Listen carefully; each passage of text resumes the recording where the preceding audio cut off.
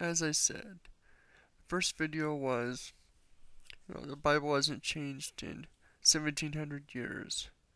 But, as it tells, this one says, our knowledge of the Bible has changed. We know a lot more about the history of the Bible, the books, the things, especially the Old Testament. We know that many of the things in it didn't happen. I'm not just talking about the obvious things like flood and big, Genesis and whatnot. I'm talking about no Exodus, no massive nation during the time of King David, that most likely the Canaanites were Israelites, the Israelites were Canaanites, all these kind of things.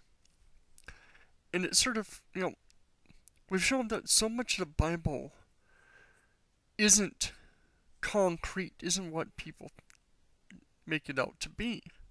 There's a lot of stuff missing that just isn't real.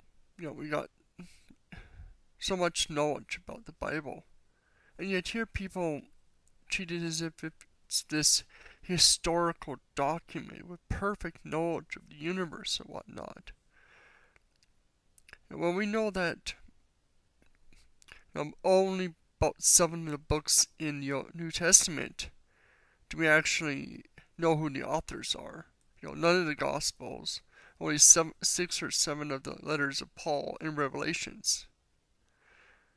The rest of it, we don't know who wrote them. Quite a few forgeries in there that were not by Paul. You've got extra stuff in the Gospels, like the prostitute story, or the ending of Mark. So many of these things got added in and whatnot. So how can anybody really trust the Bible? We know so much more about the Bible, and we know so much of the Bible isn't reliable. So why would anybody want to continue to rely on it?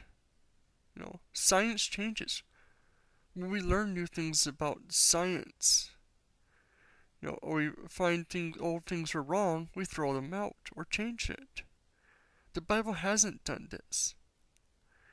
Many Bible colleges and whatnot are teaching this stuff about the Bible, about the facts of the Gospels and whatnot. Yet, this hasn't trickled down to the Bible itself. We know these are forgeries not by Paul. They're still in the Bible as if they're Paul's.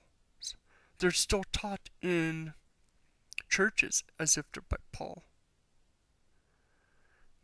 At what point is there going to be any change? At what point is going to be a realization that, this stuff shouldn't be in it? This is on top of all the other problems. But it's still treated as if it's perfect Word of God when there's so much in it that just isn't right or true. Comment below. Let me know your guys' thoughts on this, because this stuff kind of drives me up the wall.